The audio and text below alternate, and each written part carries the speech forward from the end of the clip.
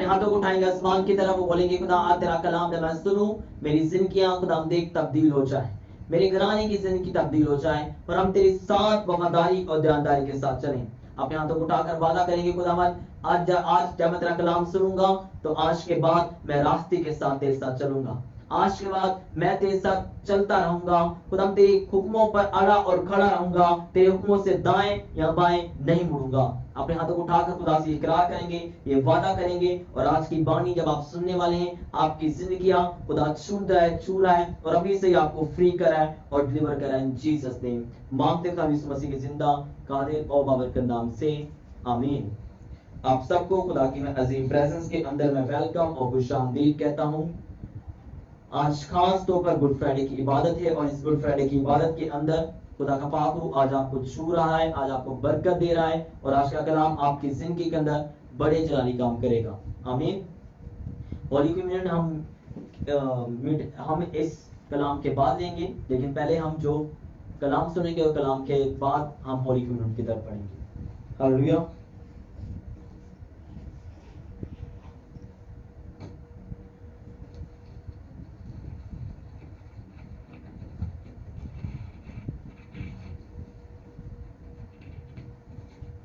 मेरे साथ आप निकालेंगे इब्रानियों की किताब 8वां बाब और उसकी पहली आयत से, इब्रानियों 8 बाब की पहली आयत।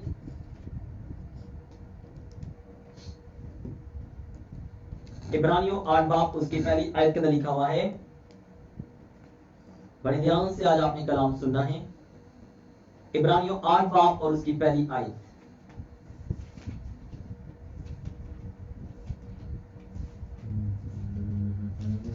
Hebrews chapter 8 verse 1।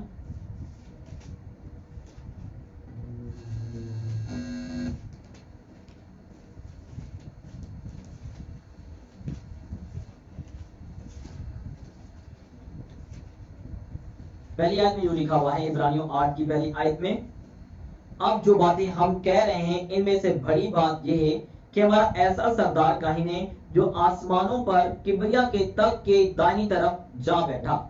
हालेलुया। क्या लिखा हुआ है? आप जो बात हम कह रहे हैं इनमें सबसे बड़ी बात यह है, आपको, आपके लिए और मेरे लिए ये सबसे बड़ी बात यह है कि यहाँ पे लिखा है, ये सबसे बड़ी बात जो इस आयत के अंदर बताई, हमारा ऐसा सरदार काहिन है जो आसमान पर किबरिया की तख्त की तरफ जा बैठा। और लिखा हुआ मुकद्दस उस हकीकी खेमे का खादिम जिसे खुदाम ने खड़ा किया, ना कि इंसान ने। हालेलुया। अब मैं आपको यहां बताता हूं क्योंकि बाइबल अपने हर एक आयत का खुद जवाब देती है।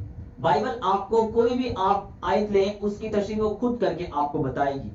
अब यहां पर आपको इस आयत को समझने की जरूरत है। लिखा हमारा सरदार का है, यीशु मसीह के बारे में बात की जा रही है। वो आसमान पर किबरिया के तख्त की दाईं तरफ क्या हो गया? बैठ गया है। यहां पर इस आयत के आखिर में लिखा हुआ वो क्या हो गया? बैठ गया है। बैठ जाना इस बात को जाहिर करता है कि अब कोई काम बाकी नहीं रहा, अब वो रेस्टिंग पोजीशन के ऊपर है। बैठ जाना इस बात को जाहिर करता है मुकम्मल हो जाना। बैठ जाना इस बात को जाहिर करता है कि अब मुझे और काम करने की जरूरत नहीं है, इसलिए मैं दाईं तरफ बैठ जाता हूं। शरीयत के अंदर जब भी सरदार काहिन कुर्बानी चढ़ाता था, कुर्बानी चढ़ाने के बाद जब कुर्बानी मुकम्मल हो जाती थी, वो बस कुर्बानी के दाईं तरफ जाकर कुर्सी पे बैठ जाता था। और इसी तरह से यीशु मसीह ने भी जब हमारा कफारा दे दिया, हमारा फिदिया दे दिया है, अब वो आसमान पे बाप के दाईं तरफ, यहोवा खुदा के दाईं तरफ क्या हो गया? तख्त नशीन होकर बैठ चुका है। इसका मतलब अब हमें हमारा कामिल कफारा हो चुका है। हमें अपने गुनाहों की माफी के लिए कोई मूव करने की जरूरत नहीं। अगर यहाँ पे लिखा होता हमारा ऐसा सरदार कहेंगे वहां पर किबरिया के तख्त की दाईं तरफ जाके खड़ा हो गया, खड़ा हो जाने को इस मुराद ये कि काम मुकम्मल नहीं हुआ, अभी वो मूवमेंट के अंदर है, अभी वो हलचल के अंदर है, अभी मुकम्मल नहीं हुआ, अभी काम चल रहा है। लेकिन बैठ जाना इस बात को जाहिर करता है कि मुकम्मल हो चुका है, तमाम हो चुका है। हालेलुया। अब हमें अपने गुनाहों की माफी के लिए बकरों को देने की जरूरत नहीं, बकरों गाय को कुर्बान करने की जरूरत नहीं। लिखा हुआ है आप बकरों और जानवरों को देखो, वो खुद से कुर्बान होना नहीं चाहते। आप बकरों और गायों को जब भी कुर्बान करने के लेके जाएंगे, वो खुद से मरना नहीं चाहेंगे, वो भागेंगे उन चीजों को देखकर जो उनके लिए नुकसान का सबब बनती है। लेकिन यहाँ पर ये लिखा हुआ है, ये ऐसा सरदार काहिन था, ये ऐसा ऐसा ही भेड़ थी जो कि खुद अपने आप को क्या हो गया, इसने दे दिया कि मुझ पर क्या किया जाए, जुल्म किया जाए, मुझे मारा जाए, मुझे कुचला जाए, मुझे शर्मिंदा किया जाए। ये भागा नहीं उस कुर्बानी से, इसने आपको समर्पण कर दिया, इसने अपने आप को खुदा के ताबे कर दिया और उस कामिल मर्जी को पूरा करना चाहा। यूहन्ना की किताब 19 बाब उसके 26 और 28 आयत में आपके लिए पढ़ूंगा। यूहन्ना की किताब 19 बाब की 26 और 28 आयत आप मेरे साथ निकालेंगे। यहां पर 19 की 26 आयत में आपके लिए पढ़ूंगा। यीशु ने अपनी मां और उसके शागिर्द को जिससे मोहब्बत रखता था पास खड़े देखकर मां से कहा, आए औरत, देख तेरा बेटा ये है। फिर शागिर्द से कहा, देख तेरी मां ये है। उस वक्त से वो शागिर्द उसे अपने घर ले गया। क्या लिखा है? यीशु ने अपनी सलीब के पास कौन कौन खड़ा था?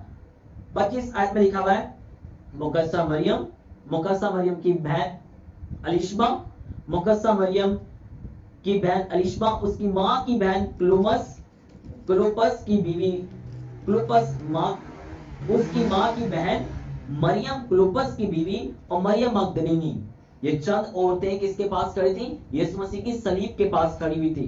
यीशु मसीह ने इनको देखा और इनको देखकर यीशु मसीह ने क्या किया? यीशु मसीह ने पास यूहन्ना, जिसने यूहन्ना के क्या लिखा है? यूहन्ना आरिफ का मुकाशवा लिखा है। हे वो यीशु का मुकाशवा, यीशु मसीह का मुकाशवा यूहन्ना आरिफ की मार्फत जो लिखा गया है वो इसी यूहन्ना ने लिखा है, क्योंकि ये क्या था? पास था। पास, आप जब यीशु के पास होते हैं, यीशु आपको कोई खास चीज देता है, यीशु आपको खास जिम्मेदारी देता है। यहाँ पर देखें, यीशु मसीह ने अपनी मां की जिम्मेदारी से मुंह नहीं मोड़ा। यीशु मसीह को फिक्र थी सिर्फ वही कफारे की नहीं, बल्कि इस बात की फिक्र थी, उसने अपना हक अदा किया कि मेरी मां अकेली रह जाएगी, मैं इसे किसी को सौंप के जाऊं कि वो मेरी मां का ध्यान रखे, वो इसकी टेक केयर करे, वो इसको खाना दे, वो इसकी दुख और सुख में इसके साथ हो। यीशु ने बोला, मैं तो आसमान पे जा रहा हूं, लेकिन अब तेरा मुकद्दसा मरियम जो बेटा है वो ये यूहन्ना है, अब ये तेरी मां है और ये तेरा बेटा है। हालेलुया। जो आपको भी यीशु मसीह ये कहता है, जो जिम्मेदारी आपकी वो आपने पूरी करनी है। आपकी जिम्मेदारी प्रेयर करना है, आपको प्रेयर करना ही करना है। आपकी जिम्मेदारी है डायकियों को, अधियों को देना, ये जिम्मेदारी आपकी, आपने देनी। आपकी जिम्मेदारी है कि घर के काम को करना, हस्बैंड की जिम्मेदारी है वो घर के आकर अगर वो कमा कर ला के दे ताकि घर में खाना बन सके। औरत की जिम्मेदारी है वो घर को साफ सफाई के साथ, मेंटेनेंस के साथ सारे कामों को बाबरकत और वक्त पर कर सके। ये औरत की जिम्मेदारी। जब हम अपनी जिम्मेदारियों को पूरा नहीं करते तो फिर खुदा हमारी जिंदगी में काम नहीं करता। हालेलुया। यहाँ पर एक जिम्मेदारी को हम देखते हैं, लेकिन यहाँ पर मैं आपको उसके नीचे जब लेकर आता हूं, उसके 28 आयत में लिखा, उसके बाद यीशु ने जान लिया कि अब सब बातें तमाम हुई ताकि नवस्ता पूरा हो, तो कहा, मैं प्यासा हूं। लेकिन यहाँ पर जो लिखा हुआ है, उसके बाद यीशु ने जान लिया। यीशु ने जान क्या लिया? अब मैं आपको आमोस की किताब में लेके जाता हूं। आमोस की किताब उसका 3रा बाब उसकी 7वीं आयत। हालेलुया। आमोस की किताब 3रा बाब और उसकी 7वीं आयत में आपके लिए पढ़ूंगा। हालेलुया। आमोस की किताब 3 बाब की 7वीं आयत। हिजकिय्याह के बाद है आमोस, 3 बाब की 7वीं आयत में लिखा हुआ है, यहां पर यह लिखा हुआ है, यकीनन खुदा कुछ नहीं करता जब तक अपना भेद अपने खिदमतगार नबियों पर पहले आश्कार ना कर ले। यहां पर आप देखें, यीशु मसीह यहोवा खुदा के नबियों ने जो जो पेशन गोइयां की, यीशु मसीह ने वो जानी। सलीब पर ही खड़े रह सलीब पर ही लटक के वो सब जानी कि कोई खुदा के नबी की, कोई खुदा के खादम की कोई मुंह की बात रह तो नहीं गई जो उसने बोली हो। और ज़बूर की किताब में लिखा है, वो अपने खादमों के मुंह के लफ्जों को पूरा करने के लिए बेदार रहता है, वो पूरा करने के लिए हर वक्त तैयार रहता है। सादिक चलाया, खुदा ने सुना। और आप यहां पर देखिए, यीशु मसीह ने वही इतनी, यीशु मसीह के अंदर सलीब के ऊपर भी अपने नबियों के लिए इतनी इज्जत, इतनी गैरत कि उनके मुंह के कोई लफ्ज जो हैं वो जमीन पर रह ना जाए, वो अधूरे ना रह जाए। सलीब के ऊपर यीशु मसीह को ये सब बातों की फिक्र थी। और उसने बोला, जब तक वो अपने खिदमतगार नबियों पर यहोवा खुदा ने अपना सारा भेद यूसाया पर जाहिर किया, दाऊद पर जाहिर किया, और दूसरे नबियों पर जाहिर किया वो किस तरह की मौत मरेगा, पैदाइश में जाहिर किया वो कैसी मौत मरेगा, मूसा पे जाहिर किया वो कैसी मौत मरेगा। ये सब बातें जब यीशु मसीह ने देखी कि मेरे नबियों की कोई बात रह तो नहीं गई, वो जान ली, तो फिर बोला मैं प्यासा हूं। प्यासा उस वक्त नहीं था, प्यासा तभी से था जब से उसे पकड़वाया गया, जब से वो भागे भागे गतसमनी में दुआ करने गया था, तब से ही वो प्यासा था। यूहन्ना की इंजील की बात हम अभी सीखेंगे, वो तब से प्यासा था। और आगे अब देखते हैं, वहां सिरके से भरा हुआ एक बर्तन रखा था।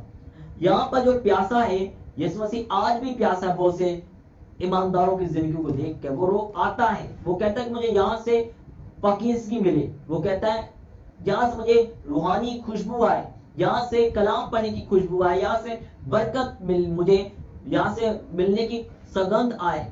लेकिन जब वो देखता है कि ये जिंदगी आज भी सूखी वीरानी है, इन जिंदगियों में आज भी पापों का झरना नहीं बह रहा, तो आज भी आपको और मुझे देख के कहता है ये प्यास, मैं प्यासा हूं, मुझे तुझसे पानी पीना है, लेकिन वो पानी मुझे नहीं पिला रहा। लेकिन ये आज मेरा कलाम शेयर करने का ये मकसद नहीं, इसके पीछे भी भेद है।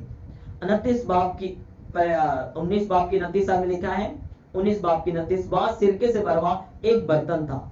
ये जो सिरका है, सिरका एक कड़वी अंगूरों की बेल होती है, उसका जूस निकाला जाता था। कड़वी, इंतहा की कड़वा जूस होता था अंगूरों का, वो निकाला जाता, उसे सिरका कहा जा रहा है। बस उन्होंने सिरके में भिगोया हुआ स्पंज, अब भिगोया हुआ स्पंज जो है, ये कोई वो नहीं है जो हम जिससे बर्तन धोते, वो स्पंज की बात नहीं करी। स्पंज एक जानवर होता था, नापाक जानवर, जो कि लिक्विड को अपने अंदर अब्सॉर्ब कर लेता था।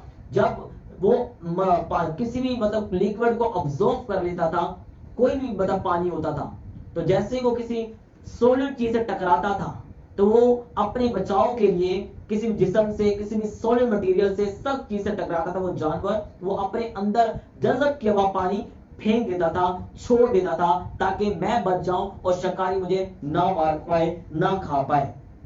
लिखा हुआ है सिरके में भिगोया वस्त्र, उस जानवर के अंदर रखा गया सिरके के पानी में, उसने क्या कर लिया, भिगो अपने अंदर वो सिरका ऑब्जर्व कर लिया। और जूफे की शाख पर, और उसे जूफे की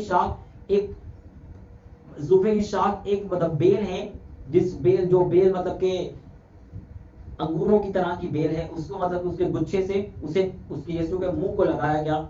जब यीशु के मुंह को वो जानवर टच हुआ, वो नापाक जानवर, उसने अपने अंदर की गंदगी कहां छोड़ दी, उसके मुंह पर छोड़ दी, यीशु के मुंह पर। अब आप सोचें कितना यीशु मसीह को बेइज्जत किया गया उस जानवर के जरिए से, कि तू नापाक जानवर के मुंह से तेरा मुंह टकराया जाएगा, तू उस जानवर के अंदर की गंदगी पिएगा। और लिखा हुआ है जूफे की शाख पर रखकर उसके मुंह से लगाया। जब यीशु ने वो सिरका पिया तो कहा तमाम हुआ। यीशु मसीह ने क्या बोला, अब और मेरी कितनी बेइज्जती करोगे, और मुझे कितना जलील करोगे, और मुझे कितना शर्मिंदा करोगे, और मुझे कितना रद्द करोगे। तो यीशु ने कहा तमाम हुआ, अब और बेइज्जती नहीं हो सकती, अब और शर्मिंदगी नहीं झेल सकता मैं। फिर यीशु ने सर झुकाकर जान दे दी। अब आप देखो, अब यहां पर लिखा हुआ है कि उसने मुंह ना खोला, बल्कि आप मेरे साथ निकालिए यूहन्ना की किताब, उसका 17 बाब,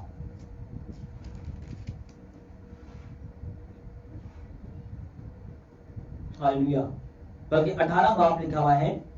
यूहन्ना की किताब 18 बाब,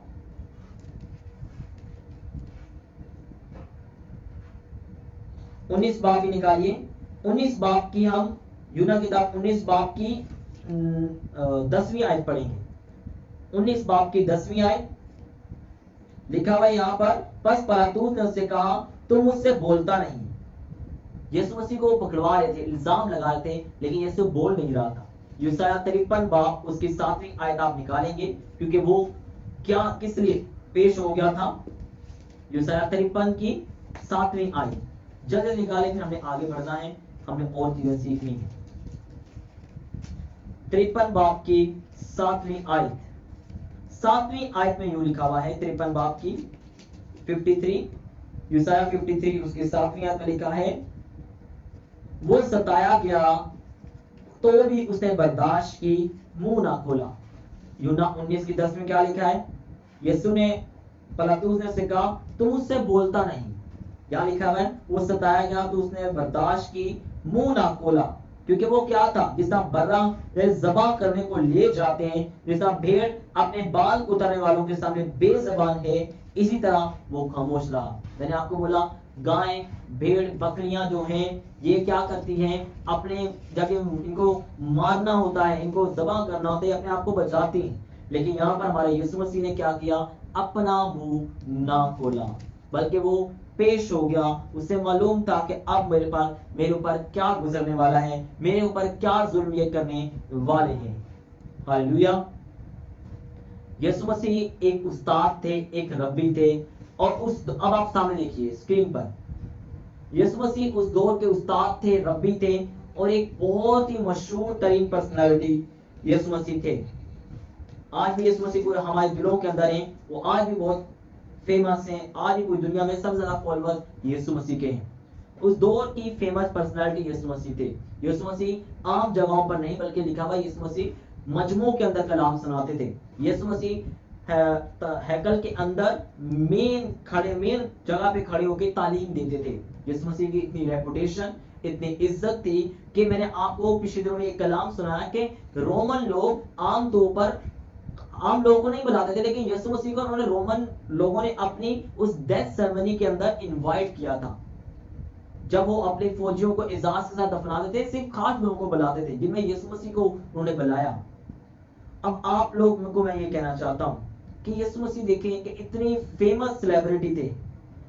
आज के दौर में कोई फेमस लोग हों और उन्हें अगर पुलिस पकड़े या उन पर कोई इल्जाम लगे, वो अगर इज्जतदार होंगे तो अपनी मतलब उस पकड़वाए जाने के सबब से, उस बेइज्जती के सबब से कुछ लोगों को तो हार्ट अटैक आ जाएगा, कुछ लोग शर्मिंदगी से गिर जाएंगे, कुछ लोग कहेंगे कि हम अपने रिश्तेदारों को मुंह दिखाने के काबिल नहीं रहे। यीशु मसीह ने वहां पर जब बोला कि मैं तुम्हारी है, जब मुझे पकड़वाने को आए लाठियों के साथ, तलवारों के साथ, आग के साथ, तो यीशु ने कहा तुम मुझे लाठियां तलवार लेकर पकड़वाने आए हो, मैं वही हूं जिसको तुम्हारी हैकल के अंदर खड़े होकर तालीम देता था। यीशु ने कहा मैं वो इज्जतदार इंसान हूं, मैं वो शख्स हूं जिसको तुम अपना बादशाह बनाना चाहते थे, और आप मुझे इस तरह पकड़वाने के लिए ले आए हो। यीशु मसीह को वहां शौक लगा कि मुझे कितने आप बेइज्जत तरीके से ये पकड़ने आए हैं। उससे पहले पीछे आ जाए, गतसमनी बाग में जब यीशु मसीह दुआ कर रहे थे, जब यीशु मसीह गतसमनी बाग में दुआ कर रहे थे, तो बाग के अंदर यीशु मसीह का बॉडी का जो टेम्परेचर है वो बहुत हाई हुआ था। उनको इतनी ज्यादा परेशानी थी, इतनी ज्यादा एंजाइटी थी, अपनी मौत का देखकर आगे जो सिचुएशन वो रूम में देख रहे थे।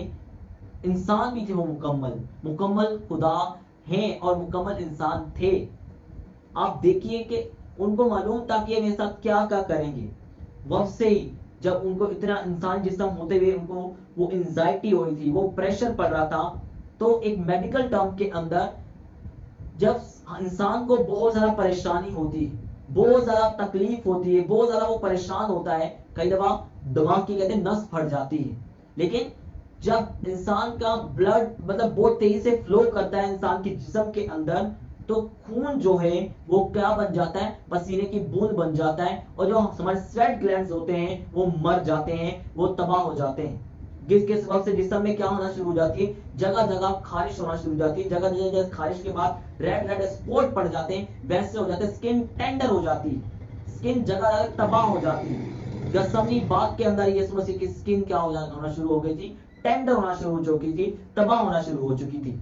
जब वो यीशु मसीह के पसीना जो था वो खून बनना शुरू हो गया था। यीशु मसीह का पसीना खून बना था, उस पसीने के खून बहने से जिस्म के सारे स्वेटिंग ग्लैंड जो थे वो खत्म हो चुके थे, और इसे मेडिकल टर्मिनोलॉजी हेमेटोहेड्रिस कहा जाता है। हेमेटोहेड्रिस उस कंडीशन को जब पसीना किसमें बदल जाता है, खून में बदल जाता है, आपकी ब्लड कैपिलरीज जो होती हैं वो स्वेट ग्लैंड्स को क्या कर जाती हैं, खा जाती हैं और ब्रेक डाउन कर देती हैं। हालेलुया। किस सबब से होता है, मैंने आपको बताया, हाई एंजाइटी, बहुत ज्यादा परेशानी की सूरत में, मेंटल एग्निशंस के सबब से होता है, मतलब इंसान अपने दिमाग पर कंट्रोल नहीं कर पाता, तब ये सब चीजें होती। ये आपको मिलेगा मत्ती की इंजील 26 बाब उसकी 38 आयत के अंदर सब आपको चीजें मिल जाएंगी।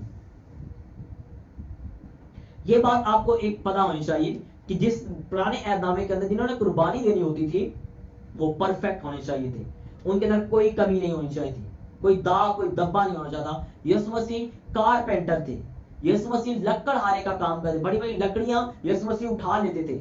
यीशु मसीह परफेक्टली, कहते हैं परफेक्ट भी छोटा लफ्ज से, बिल्कुल हेल्दी थे, बिल्कुल एक्टिव थे, कोई जिस्म के अंदर बीमारी कमजोरी नहीं थी फिजिकली।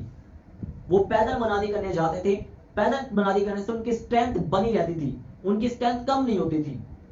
अब जब यीशु मसीह को वहीं से ही, मतलब के जब गसमनी बाग से ही उनकी जिस्म में डिहाइड्रेशन, जब ये स्किन टेंडर हो जाती है, खून जो पसीना जो खून बना होता है, वक्त से ही पानी की कमी होना जिस्म में शुरू हो जाती, वक्त से प्यास लगना शुरू हो जाती। और यीशु मसीह पूरी एक रात सोए भी नहीं थे, जिसके सबब से उनके जिस्म के सारे हार्मोन्स, सारा मेटाबॉलिज्म क्या हो गया था, डिस्टर्ब हो गया था, इम्बैलेंस हो गया था। जब यीशु मसीह पैंतुस पिलातुस के पास पहुंचे, फिर उसको कहां भेजा गया, फिर उसको भेज दिया गया हेरोदीस के पास भेजा गया, फिर उसे हेरोदीस के पास भेजा गया। तो पैंतुस पिलातुस से हेरोदीस तक जाने का जो सफर था वो 4 किलोमीटर बनता है और 2 से 2.5 मील बनता है, 2 से 2.5 मील, और आज के दौर में 4 किलोमीटर उसे कहा जाता है। 4 किलोमीटर यीशु मसीह पैदल गए और पैदल आए, मतलब 4 जाने के किलोमीटर, 4 आने के किलोमीटर। उसी कंडीशन के अंदर जिस्म के अंदर क्या हो रही है, वह से ही ब्लड की और डिहाइड्रेशन की कमी शुरू हो चुकी है, एक रात सोई भी नहीं। उसके बाद फिजिकल कंडीशन और खराब से खराब होती गई, 4 किलोमीटर जाना 4 आना, एक कंडीशन के अंदर ना खाना खाना, ना उस दौर में आपने ना पानी पिए उसको दिया गया। अब आगे मैं आपको बताता हूं, जब पिलातुस ने यीशु मसीह को कोड़े मारने के लिए बोल दिया गया कि 40 कोड़े मारो। रोमन दौर के अंदर कोड़े जो होते थे उनके अंदर क्या क्या चीजें इस्तेमाल होती थी, लोहे की जो बोल्स होती है, मेटलिक बॉल इस्तेमाल की जाती है उस कोड़ों के अंदर, और कोड़ों के जो आगे जो लाइनें लंबी लंबी होती हैं उनके ऊपर जो होती है वो भेड़ों की हड्डियां लगी होती हैं, मेटलिक बॉल्स होती हैं, और उन कोड़ों के अंदर क्या होती थी, और हड्डियां होती थी, हड्डियां, और सिवरा बहुत ज्यादा शार्प चीजें होती थी, ब्लेड हो सकता था, कांच हो सकता था, वो सब उन कोड़ों के अंदर लगा होता था। यीशु मसीह को जब वो कोड़े मारे गए तो कोड़े मारने के सबब से यीशु मसीह का बहुत ज्यादा खून क्या हो गया, बह गया, और उस खून बहने के सबब से क्या हो गया, यीशु मसीह के जगह जगह से पहले ही जिस्म के अंदर स्किन क्या हो गया, होना शुरू होती थी, कमजोर होना शुरू हो चुकी थी, और यीशु मसीह को पहले ही एक प्रॉब्लम हो गई थी, वो क्या थी, एंजाइटी की प्रॉब्लम, डिप्रेशन की। और जब ये सब होता गया जिस्म की कंडीशन व्रत से व्रस्त होती चली गई, डिहाइड्रेशन बढ़ता जा रहा था, 6 लीटर जो जिस्म के अंदर खून साइंस कहती होता है वो 6 लीटर से अब कम होना शुरू हो गया था। अब जगह जगह से हड्डियां नजर आ रही थी, जगह जगह से गोश्त के टुकड़े निकल रहे थे, और इस कंडीशन में इंसान पानी नहीं पी सकता था। जब इंसान पानी पिएगा वो क्या होगा, तो वो खून बनेगा, खून ज्यादा, जहां जहां जख्म होगा खून ज्यादा बहेगा, ज्यादा फ्लूइड खींचेगा, खून बहना शुरू हो जाएगा वहां से। अब आगे मैं आपको बताता हूं इससे, हालेलुया, जिससे बहुत ज्यादा उनका खून बहा और ह्यूमन बॉडी इम्बैलेंस हो गई, और उनके जिस्म का सारा निजाम जो था वो पहले डिस्टर्ब था, हो डिस्टर्ब हो गया। आगे इसके अलावा मैं हम बात करते हैं यीशु के कांटों के बारे में, वो कांटों के ताज के बारे में। जब यीशु के कांटों का ताज पहनाया गया, जब यीशु के सर के कांटों का ताज पहनाया गया, तो सर के कांटों का ताज पहनाने के सबब से जिस्म के सर की ब्रेन की बहुत ज्यादा नसों के ऊपर क्या हुआ, इफेक्ट पड़ा, वहां से भी खून क्या हो गया, बहना शुरू हो गया। यीशु मसीह को मत्ती की इंजील 27 की 28 और 29 में लिखा गया है, यीशु मसीह के जब वो क्या कहते हैं, वो क्रिमसी चोगा पहनाया गया, एक यीशु मसीह ने कपड़े पहने नहीं थे। जब यीशु मसीह को जब पिलातुस ने बोला ने कोड़े मारे जाएं, तो ऊपर के जिस्म के सारे कपड़े और नीचे टांगों से सारे कपड़े निकाल लिए गए, और उनके जिस्म को नंगा करके उन्हें क्या मारा गया, कोड़े मारे गए। कोड़े मारे जाने से जिस्म जगह जगह छलनी हो गया, 40 एक कम 40 कोड़े मारे जाते थे, लेकिन कई दफा गिनती इंसान की खराब हो जाती थी, वो 45 भी हो सकते थे, 50 भी हो सकते थे। कुछ लोग ऐसे भी हिस्ट्री के अंदर बताए जाते हैं जो 40 कोड़े नहीं खा सकते थे, उनकी 10 कोड़ों के अंदर मौत हो जाती थी, इतने ज्यादा कोड़े, मतलब कि ज्यादा खींच लेते थे अपने साथ मांस को। 10 कोड़ों के अंदर, 5 कोड़ों के अंदर, 21 कोड़ों के अंदर उनकी डेथ हो जाती थी। 40 कोड़े मतलब कि हद होती थी कि वो कोई बर्दाश्त कर पाए, लेकिन यीशु ने वो सब बर्दाश्त किया। और जब वो किरमिजी चोगा उनके जख्मों को अगर पहनाया गया तो फिर क्या हो गया, तो जगह जगह खून के क्या बन गए, ब्लड क्या हो गया, क्लोट बन गए। क्लोट कहते हैं कि जम गया खून जगह जगह पर। और जब खून, क्योंकि वो जो किरमिजी चोगा होता था वो एक तरह से जानवरों की खाल, ओरिजिनल जानवरों की खाल, वुल्फ की ओरिजिनल जानवरों की खाल से वो बनाया जाता था। ओरिजिनल जानवरों की खाल से जब वो बनाकर सुखा के बनाया जाता था तो वो एक बहुत जिसम को कवर कर लिया। यीशु मसीह को थोड़ा टाइम वहां पे रिलीफ तो मिल गया, लेकिन जब दोबारा उस कोड़े, उस कर्मसी चोगे को जब सलीब पर लेके जा रहे थे, उतारा गया, बांटा गया आपस के अंदर, तो यीशु मसीह के जिस्म के अंदर जैसे इंसान शेव करता है और शेव करने के बाद लाल लाल हो जाता है, शेव करने के बाद स्किन क्या हो गई थी, उतर गई थी। वो हर जगह से लाल हो चुके थे क्योंकि जख्म थे। और जब वो चोगा उतारा गया, वो सब जो रोमन थे वो सब हंसी और ठट्ठा कर रहे थे, उड़ा रहे थे। ठट्ठा ठट्टी मतलब इस मतलब सब के इंसान एबनॉर्मल को मारते हुए कितना हंस लेगा, लेकिन वो एबनॉर्मली हंस रहे थे। इसका मतलब उन्होंने ड्रिंक की हुई थी, उन्होंने शराब पी हुई थी, उन्होंने नशा किया हुआ था। और नशे में इंसान नहीं सो देखता कि क्या जख्म है क्या नहीं है। उन्होंने उतारा वो कपड़े और पूरा जिस्म लालम लाल हो गया यीशु का, जिससे बहुत ज्यादा यीशु का खून बहा। आगे हम बढ़ते हैं। आगे जब हम बढ़ते हैं, जब यीशु को सलीब दी गई, यीशु को सलीब दी गई तो सलीब यीशु के कंधे पर रखी गई। यीशु मसीह इतने ज्यादा जख्मी हो चुके थे, उन्हें सलीब उठा नहीं पा रहे थे। उनके कंधे के ऊपर जब सलीब लटकाई गई, वो सलीब टी तरह की सलीब थी। टी सलीब, कई तरह की सलीब है, एक्स सलीब होती है, डिफरेंट डिफरेंट सलीबें आप हिस्ट्री में अगर पढ़े तो मिलती हैं। लेकिन जो सलीब होती है वो उनको दी जाती है जो बादशाह के खिलाफ बगावत करते थे, लोगों को बेदार करते थे। दूसरा, गुलामों को दी जाती, गुलाम कोई घर में नुकसान करते थे, रेप करते थे, चोरी करते थे, उनको सलीब दी जाती थी। कुछ बाहर के लोग बगावत के लिए उस मुल्क में आते थे, उनको सलीब दी जाती थी। कुछ ऐसा हुकूमत के खिलाफ क्राइम करते थे, उनको सलीब दी जाती थी। लेकिन यीशु मसीह को टी सलीब दी गई, क्योंकि जो आधी मतलब जमीन में धसी होती है और आधा उसका धड़ जो होता है ऊपर होता है, वो वाली सलीब दी गई। यीशु को जो किल लगाए गए वो 7 से 8 इंच थे। अब किलों के ऊपर हम आते हैं। वो किल कहां कहां पे लगाए गए? आपकी जो यूनानी बाइबल के अंदर जो कि हाथों के बारे में बताया गया है, हाथों के बारे में बताया गया है कि हाथ, यूनानी में हाथों को व्रस्ट कहा जाता है, कलाई कहा जाता है। वो किल हाथों में नहीं बल्कि कलाई में लगाए गए। यीशु मसीह की मीडियन जहां पे जो होती है नस, उसे मीडियन नर्व कहा जाता है। मीडियन नर्व, और यहां से इंसान का ब्लड प्रेशर, इंसान की सेंसेशन, इंसान का बॉडी टेम्परेचर, ब्लड प्रेशर, इंसान के वाइटल सब यहां से लिए जाते हैं। यहां से ब्लड भी लिया जाता है ताकि उसके डिफरेंट बॉडी के टेस्ट किए जा सके। यहां पर मीडियन नर्व के अंदर 7 से 9 इंच का किल लगा तो मीडियन नर्व डिस्टर्ब हो गई। अब यीशु मसीह अपना हाथ मूव नहीं कर सकते थे, क्योंकि ये क्या पैदा करती है, मीडियन नर्व सेंसेशन पैदा करती है। और ये ऐसी पेन थी कि अगर ऐसी इस पेन के अंदर कुछ लोगों की डेथ भी हो जाती है। अगर यहाँ पर कोई चीज जोर से मारी जाए या उस किल को मारा जाए तो ये ज्यादा एक्सप्लोसिव ब्लीडिंग होने के सबब से एग्नोजिंग पेन होती है, उससे डेथ हो जाती है। एग्नोजिंग पेन उसे कहा जाता है जिससे डेथ हो सके। अब दोनों हाथों में लगा दिए गए, ब्रेस्ट के अंदर किल लगा दिए गए। अब जबूर 22 उसकी 14 आयत आप पढ़ेंगे। जब यीशु मसीह को सलीब पर लगा दिया और सलीब से ऊपर की बात करें, जब यीशु मसीह को ऐसे टांगा गया, जबूर 22 उसकी 14 आयत आप मेरे साथ निकालेंगे, वहां पर आपको कुछ सच्चाई मिलेगी इसकी। जबूर 22 उसकी 14 आयत।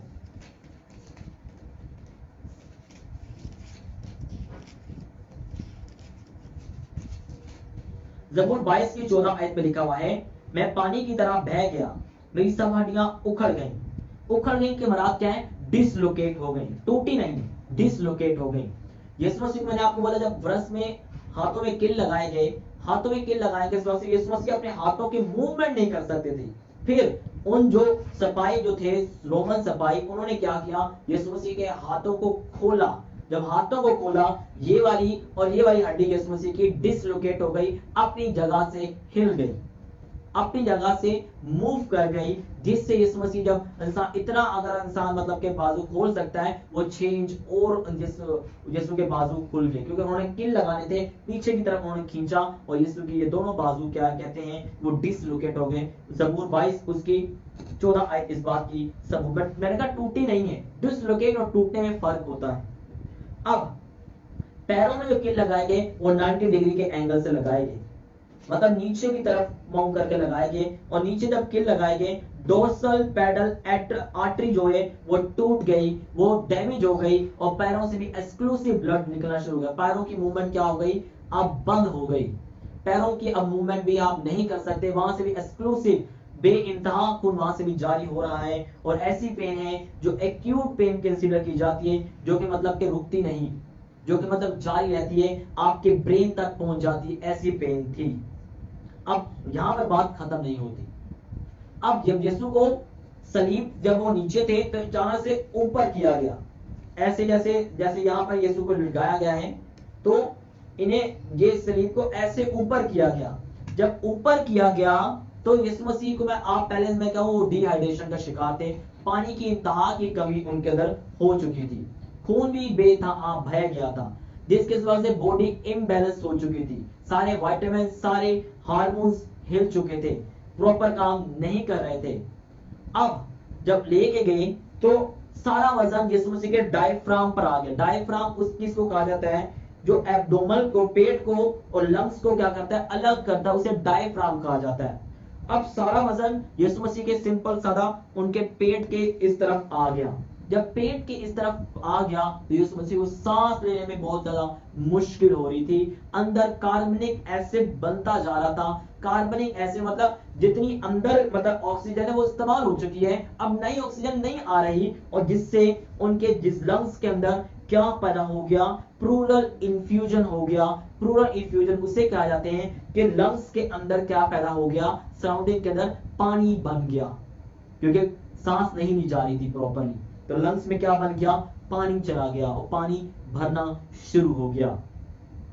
जब लंग्स में पानी भरना शुरू हो गया तो आप सोचो यीशु मसीह ने वो 7 कलीबी कलमात कैसे अदा किए होंगे।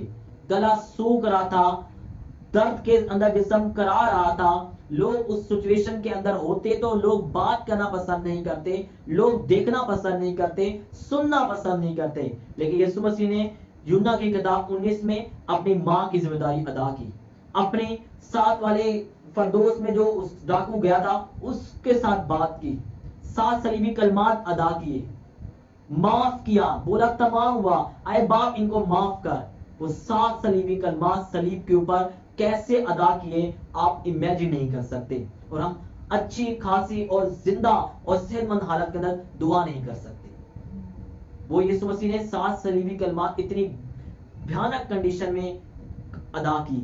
उसके बाद क्या हुआ, फिर जब हार्ट ज्यादा जरूरत से पंप कर रहा था, क्योंकि ऑक्सीजन कम मिली थी और हार्ट पंप करी जा रहा था, पंप करी जा रहा था, तो हार्ट के अंदर क्या हो गया, हार्ट के अंदर भी कार्बनिक एसिड बन गया और ऑक्सीजन नहीं मिल रही थी, जिसके सबब से हार्ट जो था वो प्री कार्डियल इन्फ्यूजन में तब्दील हो गया, मतलब हार्ट के अंदर भी क्या पैदा हो गया, पानी डलना शुरू हो गया। और फिर क्या हुआ, यीशु मसीह के लंग्स जो थे वो जवाब दे गए, वो कोलैप्स हो गए। फिर क्या हुआ उसके बाद यीशु मसीह को कार्डिक फेलियर हो गया, और कार्डिक फेलियर के सबब से हार्ट फेल हो गया, हार्ट फट गया। मायोकार्डियल इन्फ्यूजन डिहाइड्रेशन के सबब से जो हुआ, दिल क्या हो गया, ब्रस्ट हो गया, दिल फट गया, और जिसके सबब से यीशु मसीह की क्या हो गई, मौत हो गई।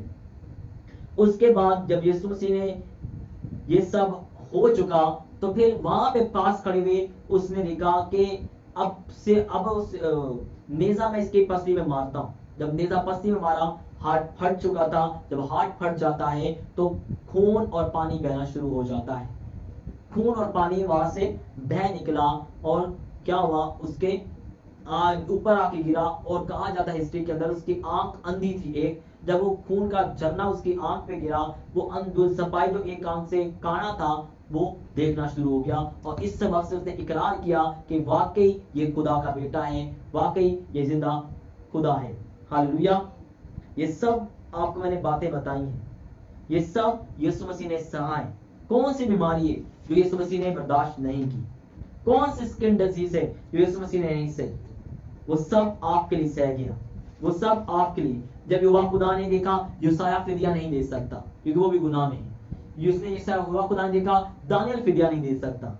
युवा खुदा ने सबको देखा, लेकिन जब उसने आखिर में किसी को बेगुनाह नहीं पाया, उसे अपने बेटे को भेजा ताकि वो औरत की नस्ल से पैदा हो, इंसान की तरह जिए लेकिन कामिल रहे और वो फिदिया दे। इसलिए इब्रानी की किताब में लिखा है वो बाप की दाईं तरफ, किब्रिया की दाईं तरफ जाके बैठ गया। बैठ जाने के बाद उसने मुकम्मल कफारा दे दिया है। कफारा पूरी दुनिया के लिए दिया गया है, लेकिन फायदामंद उनके लिए है जो उस पर ईमान लाते हैं, जो उसे मानते हैं कि वाकई ये मेरे लिए दिया गया है। ये सब आज आपको हिस्ट्री से बताया गया है, ये सब आपको एक रिसर्च करके बताया गया है। बहुत सी और बातें हैं, लेकिन वक्त इतना नहीं है कि वो सब बताई जा सके। लेकिन ये सब इसलिए बताई गई हैं कि आपको यीशु मसीह की गैरत हो। आप आज मैंने आपको पहले क्या बोला, आप वादा करें खुदा से, मैं रास्ते के साथ चलूंगा, मैं सच्चाई के साथ चलूंगा। मेरे खिलाफ कितने उठे, कितने जाएं, कितने मेरे खिलाफ विरुद्ध हो, लेकिन मैं तेरे साथ चलना नहीं छोड़ूंगा। यीशु ने ये सब कहां सह लिया? आपने भी यीशु की मर्जी को सहना, यीशु की मर्जी को मानना है, कबूल करना है, ताकि उसका कफारा आपकी जिंदगी में काम करे। अगर ये आज की आपको बातें समझ आई हैं, आप जिंदगी में नाकाम नहीं रह सकते। आपकी दुआ असरदार और पावरफुल और ग्रेट होगी।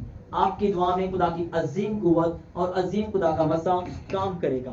आपकी दुआ में खुदा का जलाल, खुदा की रूह होगी। अगर आज के बाद आपने इस कलाम को अपनी लाइफ के अंदर सीरियस लिया, तो मैं आपको कहता हूं कि आप पहले जैसे नहीं रहेंगे, आप सेम नहीं रहेंगे। आप यकीनन यीशु के नाम से बरकत पाकर वापस आएंगे जीसस नेम। आपको अपनी दुआओं के अंदर एक अथॉरिटी नजर आएगी, एक इख्तियार नजर आएगा, एक कुव्वत नजर आएगी, एक बेदारी नजर आएगी। मैंने इस सब बातों को डबल डबल सर्च किया है ताकि कोई चीज गलत ना पेश की जा सके, कोई चीज ऐसी ना हो जो मैं गलत टीचिंग दे दूं और लोग उसको मान लें। लेकिन ये आपके लिए इसलिए दी गई है ताकि आप बरकत पाए। मुबारक है आप लोग कि आपने आज का कलाम सुना है। आप धन्य हैं और आपका आसमान आपका ईमान आज के बाद आसमान पर होगा, क्योंकि आपने सब बातें सीख ली हैं, आपने सब बातें जान ली हैं। ये ऐसी बातें हैं जो कि पास्टर्स तक को मालूम नहीं। ये स्टडी की बातें, ये हिस्ट्री की बातें, ये ऐसी बातें हैं जो कि मतलब मेडिकल साइंस से जुड़ी हुई बातें हैं। ये ऐसी बातें हैं जिसको मतलब लोग सेमिनरी में जाकर सीखते हैं। सेमिनरीज में भी बहुत कम सिखाया जाता है ऐसा, लेकिन आपने आज सीखा है और बरकत पाई है। और आज के बाद आप यीशु के कफारे के ऊपर पूरा ईमान रखेंगे, वो कामिल कफारा है, और रास्ते के साथ चलेंगे। अपने हाथों को उठाओ आसमान की तरफ, बोलो खुदा मैं तेरे कलाम के लिए शुक्रगुजारी करता हूँ। मैं तेरे कलाम को मैंने सुना, मैं अपने कफारे के लिए, अपने फिदिये के लिए तेरी शुक्रगुजारी करता हूँ। तूने अपनी जिम्मेदारी को पूरा किया। वो 7 सलीबी कलमात इतनी खुदा मुश्किल से तूने अदा की है। और खुदा देख, मैं अपनी इतनी आसानी वाली जिंदगी में जहाँ एसी लगा है, जहाँ खुदावंद मोबाइल मौजूद है, जहाँ कारपेट मौजूद है, बेड मौजूद है, और खुदा कंडीशन के अंदर मैं क्यों दुआ कर सकता, मैं क्यों तेरी मर्जी पूरी कर सकता। मैं वादा करता मैं तेरे साथ रास्ते के साथ चलूंगा, मेरा खानदान रास्ते के साथ चलेगा, तेरी इबादत करेगा, तेरे नाम को जला देगा। मैं गुनाहों से तौबा करता हूँ और तुझे अपनी जिंदगी देता हूँ, तुझे अपना शख्सी निजात देना मांगता हूँ। मांगते हुए इस मसीह के जिंदा काले नाम से, आमीन। हालेलुया।